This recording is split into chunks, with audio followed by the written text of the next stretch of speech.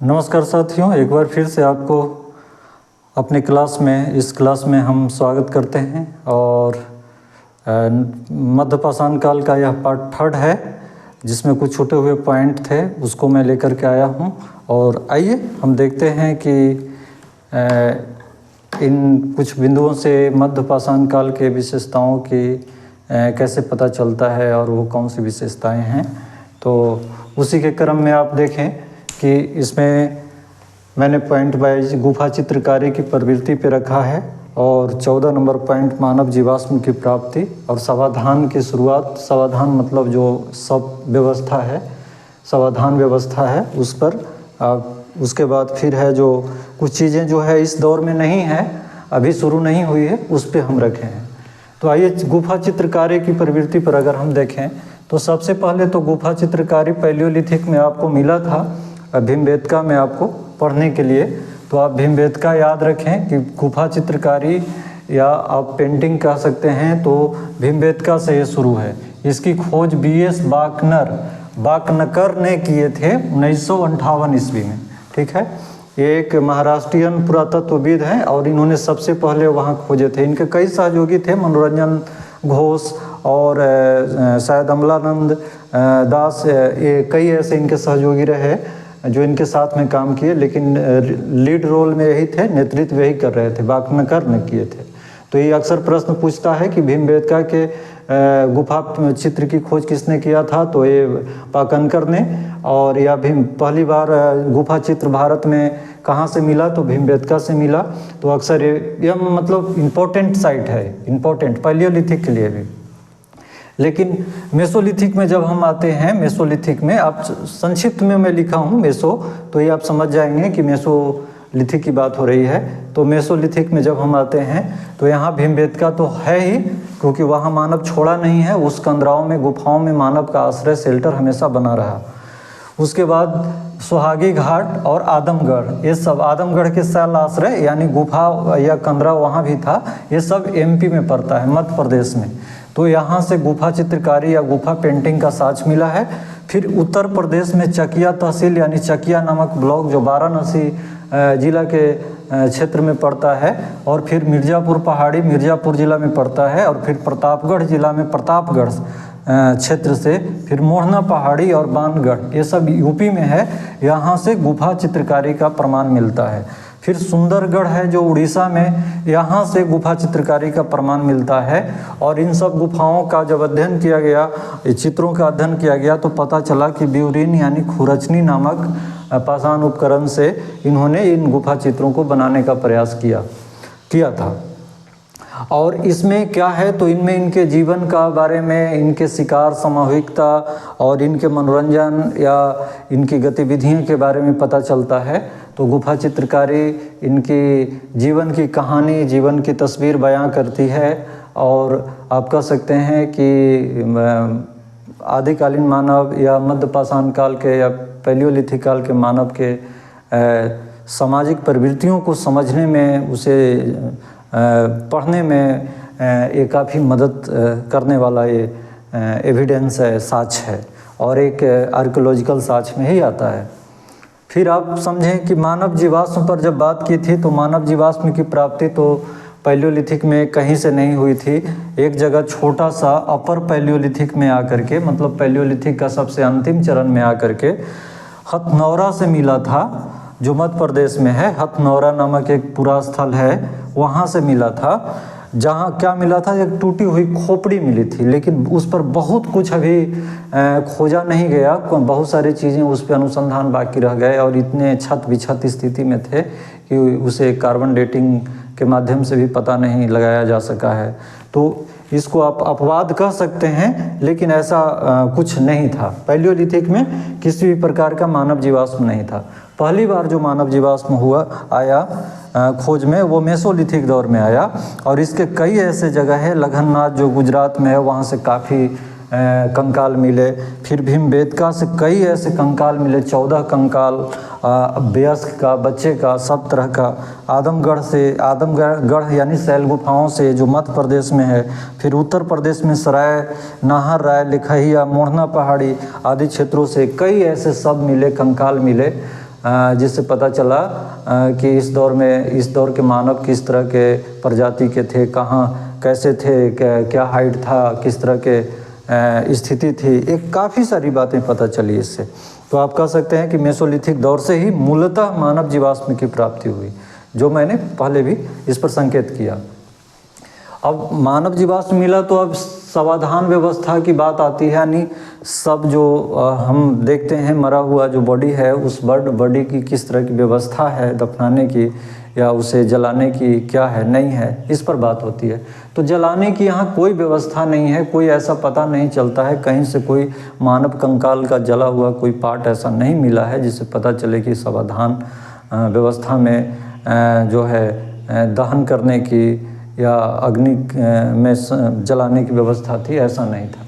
Palaeolithic दौर में तो कोई प्रमाण ही नहीं, कोई साक्ष्य ही नहीं है। फिर मेसोलिथिक में अगर आप आते हैं तो मेसोलिथिक में आप भीमबेटका जो मैंने चर्चा किया, भीमबेटका, यहाँ वयस्क का सब मिला है, बच्चे का सब मिला है, और बच्चे के गले में पाषाण का हार, इसको हार कहा है इतिहासकारों ने। एक्चुअली वो हार नहीं है, वो छोटे से पत्थर का एक टुकड़ा है जो उसके गले में किसी भी प्रकार का कोई चीज़ों में मिला है, जो दफनाया गया था।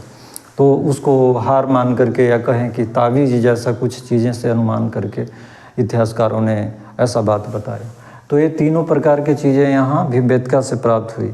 ये अभी जो हार है, इससे इतिहासकारों ने अपने अनुमान लगाया है कि टोने टोटके की प्रवृत्ति का संकेत हो सकता है। तो हो सकता है, लेकिन इसमें और भी कुछ बातें आ सकती है। अभी धर्म या कोई ऐसी बातें तो है नहीं, अभी तक तो आपने कहीं नहीं देखा कि कोई रिलीजन पैदा लिया है, कोई धार्मिक उत्सव या कोई धार्मिक साक्ष्य मिल रहा है, अभी उस तरह का कोई बातें नहीं है। तो संकेत तो बहुत सारे मिलता है जब इतिहास की व्याख्या करते हैं। अभी दावा के साथ कुछ भी निश्चित नहीं कहा जा सकता है कि क्या था क्या नहीं था, क्योंकि उस दौर की जो भी साक्ष्य है, जो भी प्रमाण है, वो प्रमाण अभी हमें इस निर्णय पे पहुंचने में मदद नहीं कर पा रहा है कि हम कैसे कह सकें कि टोना टोटका ही था। हाँ, संकेत के रूप में अनुमान लगाया जा सकता है। फिर कब्र समाधान की बात आती है। कब्र समाधान मतलब गाड़ने वाली बात। तो बहुत जगह से, जैसे लखननाज से, सराय नाहर राय से, महादा से, ये सब जो यूपी में है या गुजरात में है, तो यहाँ से जो है यूपी में है या गुजरात में है, बहुत महत्वपूर्ण साइट है। जो देखें तो इनकी कब्र समाधान में जो है देखा गया कि सिर की दिशा किधर है, डायरेक्शन किधर है, यानी सिर किस दिशा में है। तो आम रूप से आप देख सकते हैं कि उत्तर भारत में या इंडिया में उत्तर की ओर सिर करके अब जो है सबको रखा जाता है या जलाया जाता है या गाड़ा जाता है। लेकिन यहाँ जो है दिशा की कोई भी एक आयाम नहीं है, एक डायमेंशन नहीं है। कहीं पे आपको वो उसी जगह पे, इसी जगह पे जो सब समाधान मिल रहा है, यानी कब्र मिल रहा है, उसमें कोई उत्तर दक्षिण है, यानी सिर उत्तर है और पैर दक्षिण है। फिर कोई किसी का सिर दक्षिण है, पैर उत्तर है। फिर किसी का सिर पूरब है, पैर पश्चिम है। किसी का सिर पश्चिम है, पैर जो है पूरब है। तो ये विविधता है, एक कई डायमेंशन है यहाँ पे। तो हम कह नहीं सकते हैं कि इसमें ऐसा नहीं, विविधता है। अभी कोई इस तरह का धार्मिक विश्वास पैदा नहीं लिया है कि उत्तर की तरफ करके सिर रखना चाहिए। उसके बाद समाधान व्यवस्था में एकल समाधान की व्यवस्था भी मिलती है, मतलब एक सिंगल शव को दफनाया गया है। फिर युगल शव यानी एक साथ दो शव को दफनाया गया है। फिर त्रिस्तरीय यानी तीन शव को एक जगह दफनाया गया है। और सामूहिक समाधान यानी एक जगह कई शव को दफनाया गया है। तो ये चारों प्रकार के समाधान व्यवस्था मेसोलिथिक काल में मिलता है। एकल समाधान व्यवस्था बहुत कॉमन है, लेकिन युगल, त्रिस्तरीय और सामूहिक की विशिष्ट अति विशिष्ट में आता है, जो कुछ कुछ खास जगह में है। जैसे लखननाज में है जो विशिष्ट समाधान व्यवस्था मिलता है। कॉमन तो लगभग मिलता ही है हर जगह। तो ये सारी चीज़ें हैं। तो आपने समाधान व्यवस्था के आधार पे समाधान व्यवस्था और कब्र समाधान व्यवस्था के आधार पे आप समझ गए कि उस स्थिति क्या थी, विशेषताएं इसमें क्या थी। उसके बाद 16वां या 16 नंबर पॉइंट पर जो है मैंने लिया है कि कृषि की शुरुआत अभी बिल्कुल नहीं, कृषि की कोई शुरुआत नहीं, कोई ऐसा पुष्ट प्रमाण नहीं। ये सब नियोलिथिक से। मृद भांड यानी पोट्री का निर्माण, जो आप मिट्टी का बर्तन बनाना, अभी नहीं। हाँ, थोड़ा सा चौपानी मांडों से जो साक्ष्य मिलता है तो अनुमान लगाया है कि हाथ से कोई बनाया हुआ मिट्टी का है, उस पर कोई रस्सी का डिजाइन है, लेकिन अभी भी उस पर कोई सहमति पूरी तरह से नहीं है और कहा नहीं जा सकता है, तो इसलिए शुरुआत तो कह ही नहीं सकते हैं। और धातु की खोज बिल्कुल अभी नहीं, ये तो नवपाषाण काल में भी नहीं है। नवपाषाण काल के सबसे लास्ट वाले चरण में यानी ताम्रपाषाणी की स्थिति और या प्री हड़प्पा यानी हड़प्पा के पूर्व वाले काल में जो है ये देखने को मिलता है। तो ये तीनों चीज़ आपको मध्यपाषाण काल में अगर पूछता है तो अभी नहीं, ये सब बाद में नियोलिथिक और उसके बाद से शुरू होती है। तो आपने विशेषताओं को समझ गया होगा और आपको एक मोटा मोटी अंदाज़ा आपको मिल गया होगा कि मेसोलिथिक में प्रमुख विशेषताएं हैं तो इस तरह से क्या है, और आम रूप से इसी सब विशेषताओं के आधार पे क्वेश्चन एराइज किए जाते हैं, पीटी में हो चाहे मेंस में। मेंस में जहाँ तक बात है तो मैंने जो पॉइंट अगर बताया, अगर इस पॉइंट को आप एक जगह संग्रह करके माइंड में रखते हैं, माइंड मैप बनाते हैं, तो अगर कहीं भी किसी भी प्रकार के यूपीएससी तो मेंस में इस यहाँ से क्वेश्चन नहीं पूछता है, लेकिन अगर मान लिया यूनिवर्सिटी का एग्ज़ाम है, चाहे कोई और प्रकार के एग्ज़ाम है जहाँ से अगर प्री हिस्ट्री से कोई मेंस पूछ रहा है, तो जैसे मैंने पॉइंट वाइज आपको इंडिकेट किया है विशेषताओं में, तो अगर उसी पॉइंट को आप अगर ले लेते हैं, वहाँ पे चयन करते हैं और उसको व्याख्या इस तरह से अपने भाषा में कर देते हैं, तो आप उस क्वेश्चन को काफ़ी अच्छी तरीके से डील कर सकते हैं।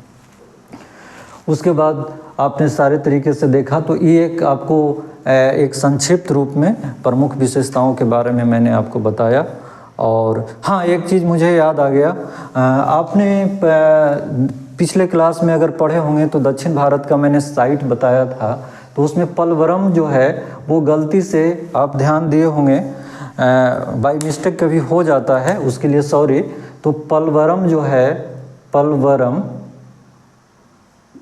पलवरम की खोज जो है रॉबर्ट ब्रूस फूट ने जो किया था, उसमें एक ईस्वी में गलती हो गया है, 1863 कर लीजिएगा, 1863 ईस्वी में हुआ था, उसमें 1963 लिखा गया है, इसलिए आप ये ध्यान करके सुधार लीजिएगा।